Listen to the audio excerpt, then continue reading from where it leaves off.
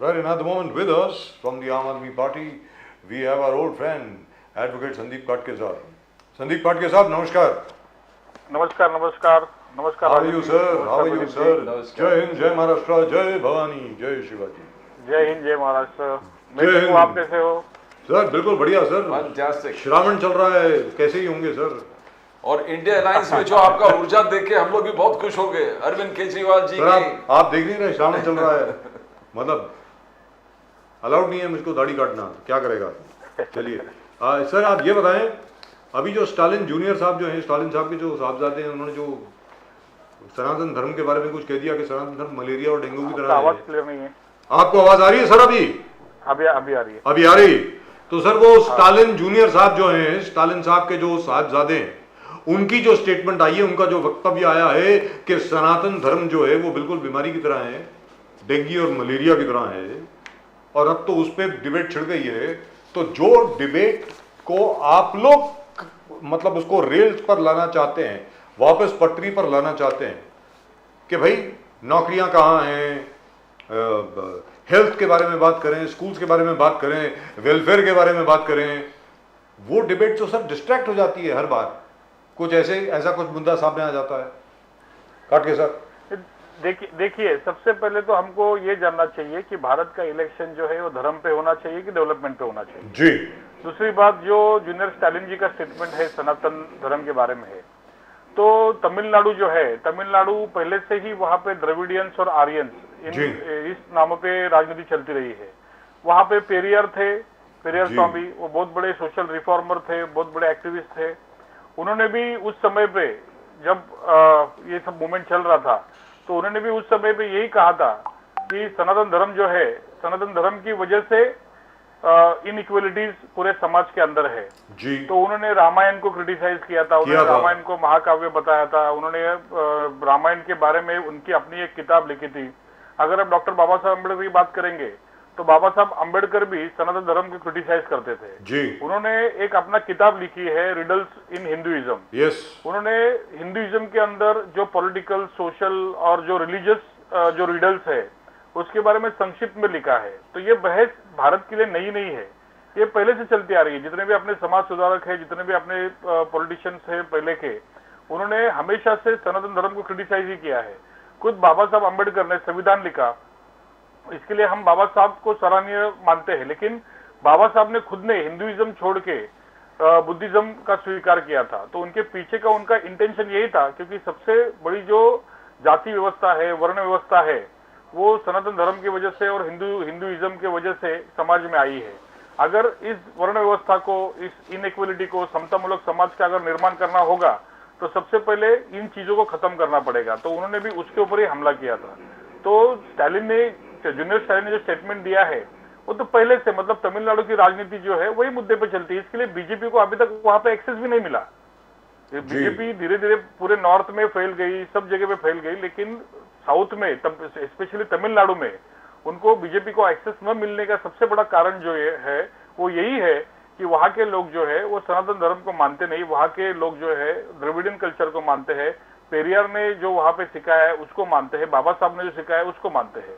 तो मैं समझता हूँ बीजेपी इस डिबेट को शुरू करके फिर से एक बार पूरे भारत में, पूरे हिंदुस्तान में ये कहना चाहती है कि बीजेपी जो है वो हिंदुओं की ठेकेदार है। जबकि अगर आप हिंदुइज्म की बात करोगे, सनातन धर्म की बात करोगे, तो उसमें सबसे जो उच्च श्रेणी के लोग हैं वो ब्राह्मण है, और बीजेपी जो है, आरएसएस जो है, जनसंघ जो है, वो ब्राह्मणों की संस्था है, ब्राह्मणों की पार्टी है।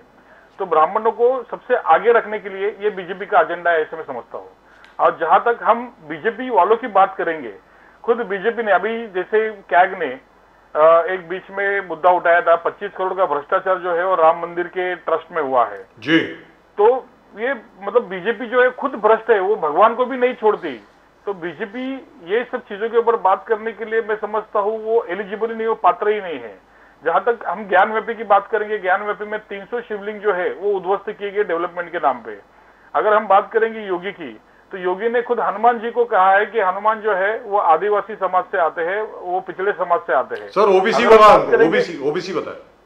हाँ, अगर हम बात करेंगे शिवराज चौहान की, जो मध्य प्रदेश के मुख्यमंत्री है, तो उन्होंने खुद को मोदी जी को प्रभु राम की उपमा दी है और अमित शाह को हनुमान बताया है।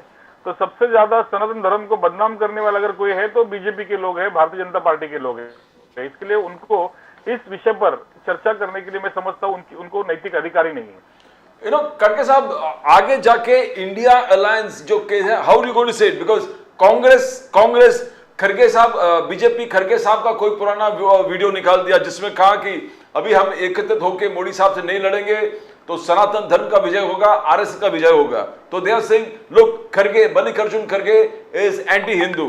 फिर आज सीपीआई खुलेआम कह दिया है कि सनातन कोई धर्म नहीं है। सीपीआई ने कहा कि सनातन कोई धर्म नहीं, it perpetuates patriarchy and inequality in the system, यानी कास्ट सिस्टम का बढ़ावा इस चीज पे। तो ये भले आप बोल रहे हो but this is going to be a big issue. आज पूरे देश में यही छाया हुआ है कि ये जूनियर स्टालिन ने ये क्यों बोला। व्हाट इज आम आदमी पार्टी का स्टैंड यहाँ पर क्या है? थोड़ा खुल के, केजरीवाल जी से भी शायद कुछ इंडिकेशंस आई नहीं है। What is the stand for the aam aadmi, because you are part of India, you are part of India. खड़गे साहब, नहीं, देखो, संविधान ने हर एक रिलीजन को, हर एक धर्म को प्रैक्टिस करने का पूरा अधिकार दिया है। बात आती है बिलीफ और बिलीव की, यानी श्रद्धा और आस्था की। अगर किसी की चीज के ऊपर आस्था होगी तो सही बात है कि वहां उस आस्था को ठेस नहीं पहुंचानी चाहिए। उसको कॉन्स्टिट्यूशन ने भी प्रोटेक्ट किया है, सेफगार्ड किया है। लेकिन उस आस्था के नाम पे अगर आप कुछ भ्रम फैलाना चाहते हो समाज के अंदर, लोगों के अंदर, और उसका पॉलिटिकल गेन लेना चाहते हो तो ये गलत ही बात है। इसके लिए सनातन धर्म की अगर हम बात करेंगे, सनातन धर्म जो एक कल्चर है, वे ऑफ लिविंग है, और इसको तोड़ मरोड़ कर बीजेपी जो है वो हिंदुत्व के नाम पे दूसरे धर्मों को क्रिटिसाइज करते हैं, स्पेशली माइनॉरिटीज यानी मुस्लिम कम्युनिटी को क्रिटिसाइज करके वोट पॉलिटिक्स करने की कोशिश करती है, जो सरासर गलत है। और जहां तक सनातन धर्म की बात है, जो स्टेटमेंट स्टालिन ने दिया है वो स्टेटमेंट भले अभी के लिए ये स्टेटमेंट सबको पसंद आने वाला नहीं है, लेकिन अगर हम फैक्ट्स के बारे में बात करेंगे तो सनातन धर्म में सबसे ऊपर जो है वो ब्राह्मण है, और ब्राह्मणिकल इथोस जो है, ब्राह्मणिकल कल्चर जो है, ये प्रमोट करने का काम पहले से आरएसएस और जनसंघ कर रही है। उसी दृष्टिकोण से जो स्टेटमेंट था इसका जूनियर स्टालिन का, वो स्टेटमेंट था, और ये तमिलनाडु में पहले से हो रहा है। तो तमिलनाडु में ये नई बात नहीं है। तमिलनाडु में पहले भी जितने भी सोशल रिफॉर्म्स की क्रांतियां हुई है, जितने भी वहां पे मूवमेंट चले हैं, तो उसमें सब जगह पे पेरियार जी ने, बाबा साहब ने, सब लोगों ने सनातन धर्म को क्रिटिसाइज किया। इनफैक्ट सभी ने, even if it is Karunanidhi, even if it is anybody else, they've all talked of exactly the same. उनके पार्टी का नाम ही द्रविडियन से आता है। जी, द्रविड़ा मुनेत्र कड़गम, वो रिप्रेजेंट करते हैं द्रविडियंस को। द्रविडियंस मींस वो मानते हैं कि द्रविडियन जो है मूल निवासी है। In fact Periyar had asked for a separate, in fact Periyar had asked for a separate Dravid state. He had asked for a separate Dravida Nadu. Even at the time of partition, even at the time of independence, he had said that Dravida Nadu should be a separate country altogether. That's what Periyar had said. Pradeep ji, आज one nation one election, ये एक बहुत बड़ा issue है। जब मल्लिकार्जुन खड़गे साहब ने कहा that this would harm democracy, this would shake the pillars of our constitution, Mr. Modi is going to dismantle the federal structure of our constitution. Federal structure को मोदी साहब बर्बाद करना चाहते हैं, हिलाना चाहते हैं, और डेमोक्रेसी को डिक्टेटरशिप में बदलना चाहता है। नाउ केजरीवाल साहब ने भी आलोचना किया। केजरीवाल साहब ने बोले कि आम गरीब आदमी को one election one nation one election से क्या लेने देना। केजरीवाल साहब का कहना था, केजरीवाल साहब ब्लंटली बोल दिए कि this is not topics that interest the common people, जो पोर एंड डाउन ट्रॉडन से कोई मतलब नहीं। खड़गे साहब, how do you see this? How do you see this? How is India taking it? How is Congress taking it? How is आम आदमी party taking it? खड़गे साहब, देखिए, वन नेशन वन इलेक्शन ये जो फंडा है ना, ये बीजेपी ने इसके लिए लाया है कि हर बार हर मतलब you can make fool one person one time, you can fool some people some time, but you can not fool all people all the time. तो इन सब लोग को एक साथ अगर मूर्ख बनाना है तो वन नेशन वन इलेक्शन का कार्ड खेलो और पूरी भारत की जनता को एक साथ मूर्ख बनाकर पूरी सत्ता में रहो। तो ये मैं समझता हूँ कि ये डेमोक्रेसी की हत्या होगी, और भारत जो है वो चीन की तरफ, मतलब चीन की जो डेमोक्रेसी है उसके तरफ जाने का ये पहला कदम होगा। केजरीवाल जी ने सीधा कहा है कि आप वन नेशन वन इलेक्शन की बात करते हैं, लेकिन केजरीवाल जी बात करते हैं one nation one education, Kejriwal ji बात करते हैं वन नेशन वन हेल्थ। मतलब केजरीवाल जी का पूरा जो कहना है वो एजुकेशन और हेल्थ के बारे में है। लेकिन यहाँ पे बीजेपी जो है सिर्फ इलेक्शन के बारे में बात करती है। उनको सारे के सारे इलेक्शन मोदी जी के नाम पे जीतने हैं। करप्ट प्रैक्टिसेस जो है हर बार करने से अच्छा एक ही बार पूरी करप्ट प्रैक्टिसेस करो और पूरे देश को अपने हाथ में लो और भारत में डिक्टेटरशिप लाओ।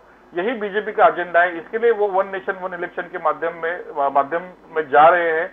और उनको अभी थोड़े वो बौखला भी गए हैं, क्योंकि परसों जो इंडिया गठबंधन की मीटिंग हुई, मैं खुद वहां पे मौजूद था जी। तो भारत के 62% वोट शेयर जिन लोगों के पास है वो सब लोग इकट्ठा साथ में आए थे।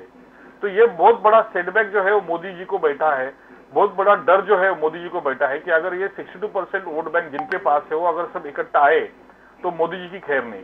तो वन नेशन वन इलेक्शन अगर एजेंडा वो लगाते हैं तो उनको ऐसा लगता है कि जितने भी इंडिया गठबंधन में लोग शामिल हुए हैं वो राज्य स्तर पे और स्थानिक स्तर पर उनके डिफरेंसेस पैदा होंगे, इसकी वजह से उनकी अलायंस टिकेगी नहीं। तो उनका उद्देश्य साफ है, उनका उद्देश्य यही है कि भारत की सब जनता को एक साथ में कैसे मुल्क बना जाए। तो वन नेशन वन इलेक्शन के माध्यम से बनाया जा सकता है। लेकिन आपको लगता है काफी साहब that mister Modi is very impressed with the Chinese model? जो चाइनीज मॉडल है उससे या जो व्लादिमीर पुतिन साहब का जो मॉडल है उससे क्या मोदी साहब बड़े इम्प्रेस्ड हैं? आपको लगता है? काफी बड़े इम्प्रेस है। उनको लगता है कि जब तक वो जिंदा है, जैसे अभी 2035 तक पुतिन जी ने खुद को घोषित किया है कि वही राष्ट्राध्यक्ष रहेंगे, तो वैसे मोदी जी को भी घोषित करना है कि एक बार ये इलेक्शन खत्म हो जाएगा, वन नेशन वन इलेक्शन लग जाएगा, तो जब तक अपन जिंदा है या जब तक ये पूरा भारत रहेगा तब तक बीजेपी और संघ परिवार का पूरे भारत पर राज रहना चाहिए। ऐसी जैसे कम्युनिस्ट पार्टी ऑफ चाइना वैसे। Yes, communist party of China. उसके अगर हम अगर परिभाषा करेंगे तो सीपीआई में सीधा है कि जिसको भी प्राइम मिनिस्टर बनना है वो कम्युनिस्ट पार्टी ऑफ इंडिया से ही उसको लड़ना है। तो मल्टी पार्टी सिस्टम वहां पे है ही नहीं, तो वही सिस्टम मोदी जी इंडिया में लगाना चाहते हैं। I still remember, sir, when the Soviet Union used to exist. Now we were neighbors in Delhi, where I used to stay. The right next door house was the house of Soviet culture. Now it is called the Russian Cultural Center. तो वहाँ पर जब हम लोग सवाल पूछा करते थे तो वो बोलते थे we are a socialist democratic country. How is it democracy? We said that you have a multi-party system, so you have many candidates. We are a one-party system, so we have one candidate. तो but we are a democracy. ऐसा करके explanation दिया करते थे काट के साथ। तो क्या वही होने वाला है यहाँ पे? So there will be only one candidate. नहीं, उनकी बीजेपी का इंटेंशन तो सीधा सीधा वही दिख रहा है।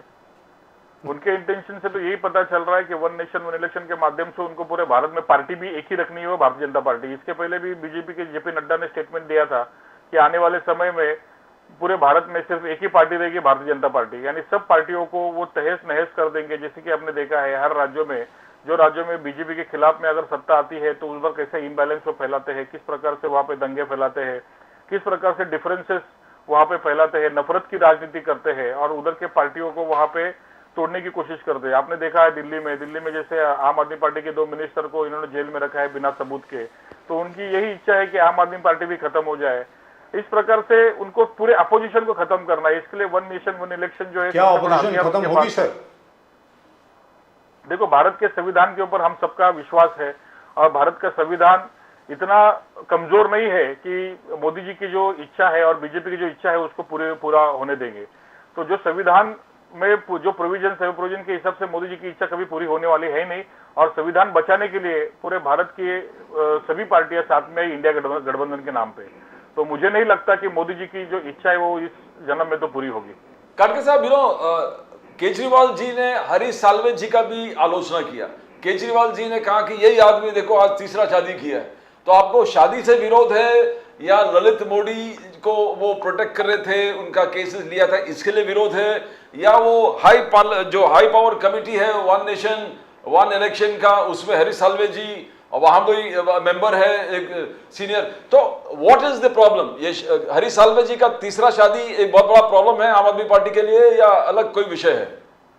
काटके साहब, आम आदमी पार्टी के लिए हरीश साल्वे कितनी भी शादी करे लीगली वो उनका अधिकार है। उनकी जो कैपेसिटी हो 100 शादियां भी करके 100 बीवियों को भी रख सकते हैं अगर उनको कानून ने परमिशन दिया तो इसके बारे में हमको कोई आपत्ति नहीं है। हमको आपत्ति इसी चीज की है कि हरीश साल्वे जो है वो वन नेशन वन इलेक्शन में उनको इसलिए समाविष्ट किया गया है, कैसे भी करके वन नेशन वन इलेक्शन के फॉर्मूले को तोड़ मरोड़ कर लीगली फ्रेमवर्क में कैसे बिठाया जाए।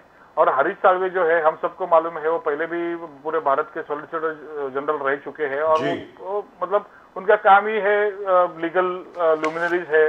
तो वो हिसाब से उनको इसीलिए लिया है कि ये जो वन नेशन वन इलेक्शन का फॉर्मूला जो है वो संविधानिक उसको दर्जा कैसे प्राप्त किया जाए और कैसे वो लीगल फ्रेमवर्क में बिठाया जाए, उसके क्या रिपरकशन आएंगे, उसका क्या इफेक्ट डेमोक्रेसी पे गिरेगा, इसका क्या इफेक्ट भारत की राजनीति पे गिरेगा, उसके बारे में हरीश साल्वे इरिस्पेक्टिव है, उनका खाली काम इतना ही है कि इसको कैसे भी करके लीगल स्ट्रक्चर में बिठाए।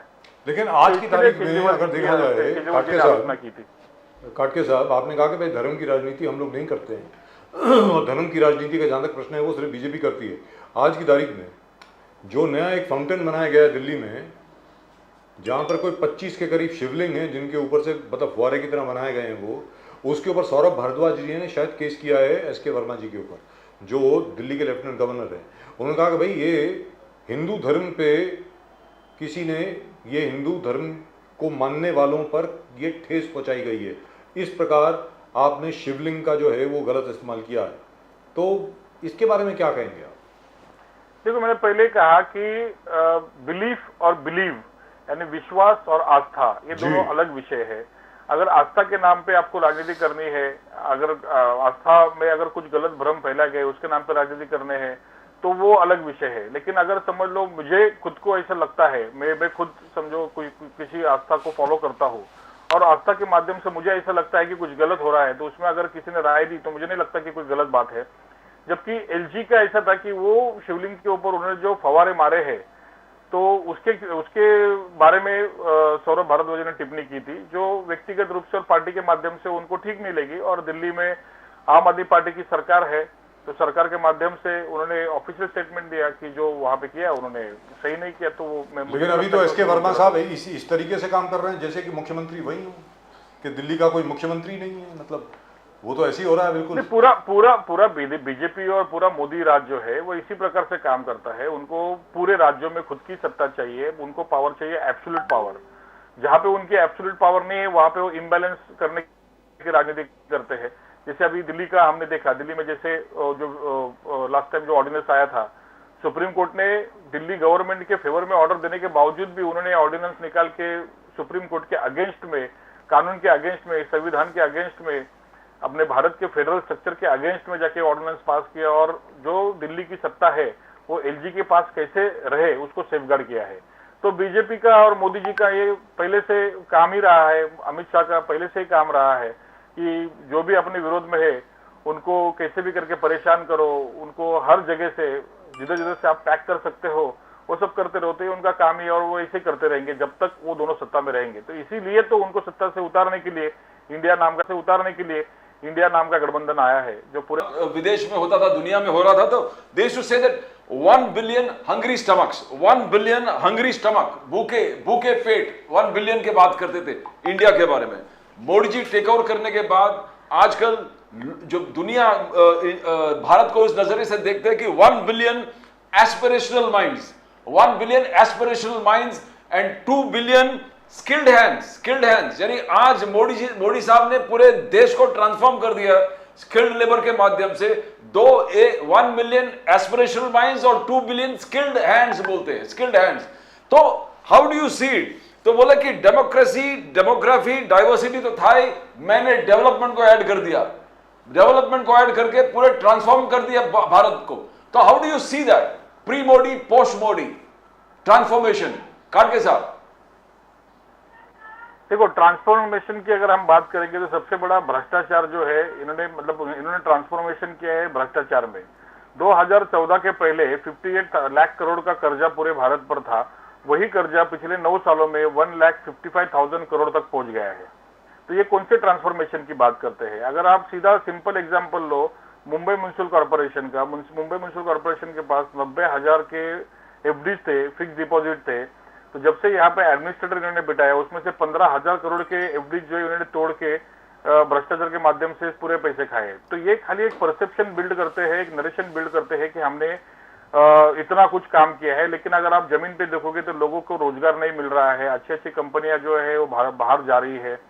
अपने यहाँ पे ज्यादा इन्वेस्टमेंट की अगर हम बात करेंगे, G20 का समिट चल रहा है, लेकिन इतने पॉजिटिव साइन जो है अभी भी इतने लग रहे नहीं जितना लगने चाहिए। जितना अपना पोटेंशियल है वो पोटेंशियल से हम आज भी कमी है। तो सिर्फ एक बबल बनाने का काम जो है मोदी राज में होता है, और उनके कुछ गिने चुने लोग हैं परसेप्शन बिल्ड करने के लिए, कुछ एजेंसियां हैं, उनका काम है। तो लोगों के दिमाग में सिर्फ भ्रम फैलाने का उनका काम है, बाकी असलियत में ऐसा कुछ भी नहीं है। लेकिन जहां तक के इन्वेस्टमेंट का प्रश्न है, एफडीआई का प्रश्न है, नरेंद्र मोदी जी का ये दावा है, यानी नरेंद्र मोदी सरकार का, कि आज तक इतनी फॉरेन डायरेक्ट इन्वेस्टमेंट कभी भी भारत में नहीं आई है। इसके बारे में क्या कहेंगे संदीप काटकर साहब? देखिए, अगर मैं वही बोल रहा हूँ ना कि भारत का जो ग्रोथ हुआ है उसके पोटेंशियल से कम हुआ है। अभी जब मतलब समझ लो दिल्ली में और पंजाब में जब से आम आदमी पार्टी बिजली फ्री दे रही है, एजुकेशन फ्री दे रही है, हेल्थ केयर फ्री दे रही है, तो उसके पहले तो लोगों को ऐसा लगता था कि राज्य सरकार के पास पैसा ही नहीं है। लेकिन जब से आम आदमी पार्टी ने देने चालू किया तो लोगों को पता चलने लगा कि अरे सरकार के पास तो इतना पैसा है कि वो फ्री बिजली दे सकती है, फ्री शिक्षा के लिए अच्छे स्कूल बना सकती है, फ्री इलाज के लिए अच्छे अस्पताल बना सकती है। लेकिन मोदी जी के राज में इन्होंने सिर्फ परसेप्शन और नरेशन बिल्ड किया, इसमें जनता के हाथ में कुछ आया नहीं। तो पैसा आया है बड़े बड़े व्यापारियों के हाथ में।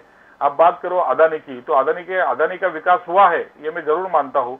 50,000 करोड़ की कंपनी 2014 की आज 10 लाख करोड़ की कंपनी बनी है, तो इस माध्यम से विकास हुआ है, ये मैं जरूर मानता हूँ। लेकिन भारत की आम जनता का जो विकास है वो नहीं हुआ है। काटके साहब, जो जलना में मराठा आंदोलन जो चल रहा है, जलना में मराठा आंदोलन, लाठीचार्ज हो गया, सब नेता लोग वहां पर गए, इंक्लूडिंग शरद पवार साहब वहां पर गए, अलग अलग नेता लोग, आज राज ठाकरे जी भी गए। तो हाउ डू यू सी, फिर चर्चा होने लगा कि ओबीसी आरक्षण कैसे होगा। फिर महाजन जी ने बोले कि you have to give us one time, at least 1 महीने का टाइम दो हम लोग। तो व्हाट न्यू कैन हैपन, कि वही आज राज ठाकरे जी बोल रहे थे कि ये सब नेता लोग बेवकूफ बना रहे लोगों को, ये कहां से। तो विदेटीवार साहब ने बोला कि ओबीसी में से दे दो, ओबीसी में से इनको दे दो मराठा। तो भुजबल साहब बोले कि हाँ नो ओबीसी में से देंगे तो फिर प्रॉब्लम हो जाएगा पूरे देश, महाराष्ट्र में। What is happening. फिर बीच में फडणवीस साहब ने माफी भी मांगा, लेकिन लाठीचार्ज हुआ है। ये क्या और कैसे, वेयर इज द सॉल्यूशन काटके साहब, बिकॉज आप जमीन से जुड़े हो, you are seeing all kind of movements, what is the solution here. देखो, इसको हमको दो तरीके से देखना चाहिए। ये करंट जो सिचुएशन है, ये पॉलिटिकल सिचुएशन, ये और पहले से इसका जो हिस्ट्री है मराठा आंदोलन का, ये दो चीजों में हमको देखना चाहिए। और जहां तक आरक्षण की बात है, तो ये आरक्षण का मामला सुप्रीम कोर्ट में काफी दिनों से पेंडिंग है और सुप्रीम कोर्ट में यहाँ से पॉजिटिव निर्णय लग रहा नहीं है। इसका रीजन ये है कि जो पैरामीटर्स कॉन्स्टिट्यूशन में दिए गए हैं ओबीसी रिजर्वेशन के लिए, वो पैरामीटर को मराठा कम्युनिटी जो है वो मीट नहीं करती, वो क्वालिफाई नहीं होती।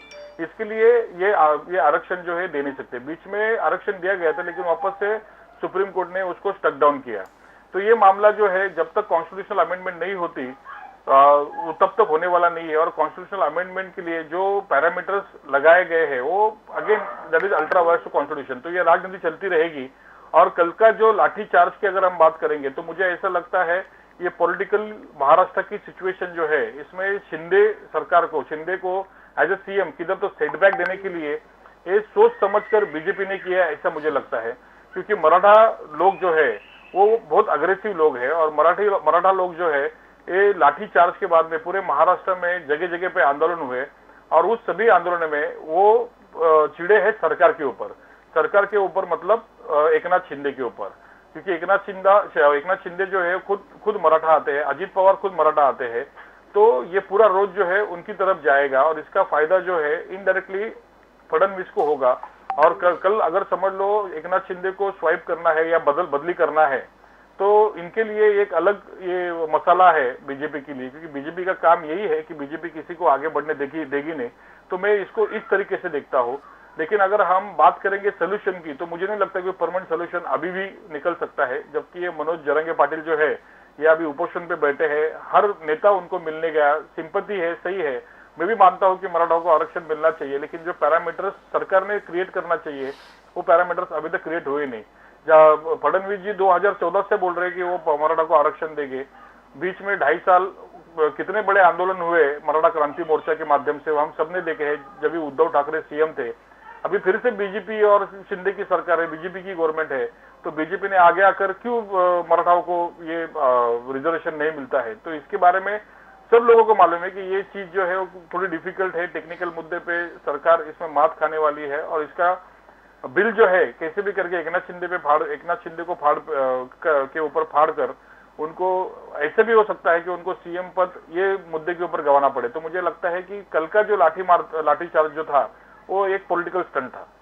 तो कहने का मतलब ये हुआ कि जब तक के कॉन्स्टिट्यूशनल अमेंडमेंट नहीं आएगा तब तक मराठा आरक्षण मिलना तकरीबन नामुमकिन है।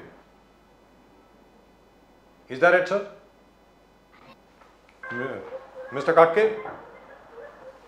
Yes yes yes. तो and I doubt it if that is coming. I doubt it if that will come. Advocate Sandeep Katke It is sir. very difficult. Yes, I know. Very difficulty, sir. I don't think the Supreme Court is going to even look at it.